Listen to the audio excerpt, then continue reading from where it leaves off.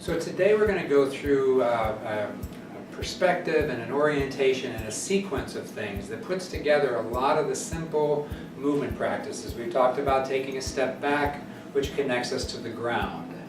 The reason that's important is over the time the body tends to lock and load up here, and this is actually the stress response. So the body's running a stress response against gravity.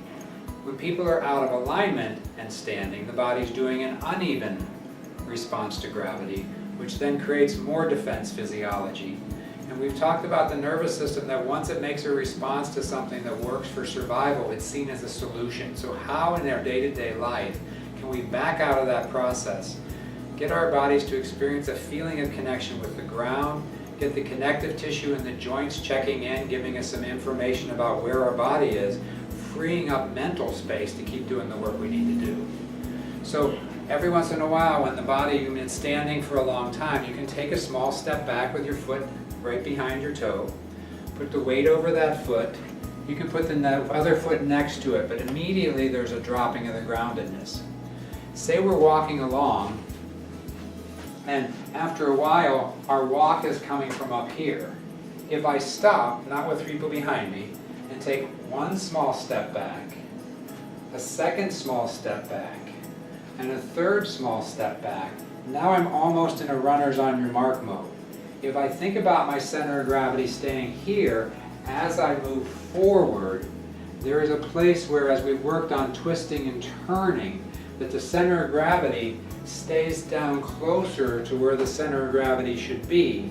So even when I stop, my ribs are free to breathe, my head's free to circulate, and now I'm working in a way that my body is connected and grounded.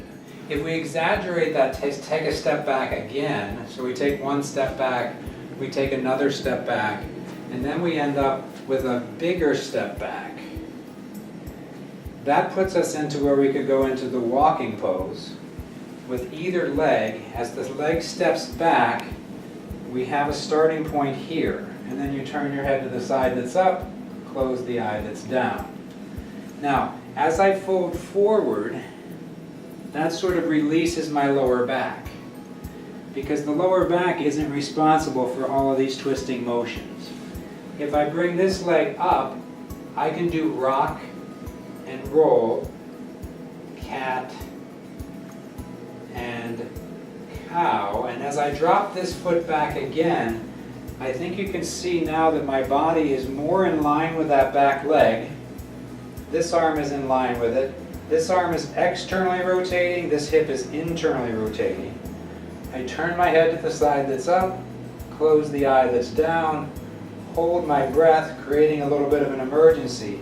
And all of this movement you see in me is my body trying to self-correct. I can fold forward, I can come back up, and if I drop this leg back a little bit, now my hip is in internal rotation, keeping my pelvis back over my knee, keeping my shoulder blades down and back, reaching up with my thumb side behind me. That's sort of the epitome of a good warrior one in yoga. Now, all too often I see people doing this kind of a thing in their yoga warrior poses, which is just really over-exaggerating the contraction, and it feels good because it's giving us stimulation. But if we keep the hip internally rotating, the tail dropping, the shoulders down and back, and the arm externally rotating, I feel a really connection there. If I put my hand down here, and again when we were talking about with the walking, if we do a twist and turn, now I'm in some semblance of a triangle pose.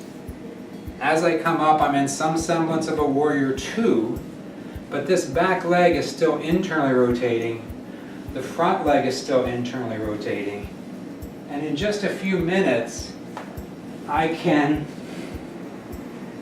get to here, rounding and rocking and rounding, squatting down, standing up, and that's sort of a little bit like a yoga from the inside out in just a few minutes.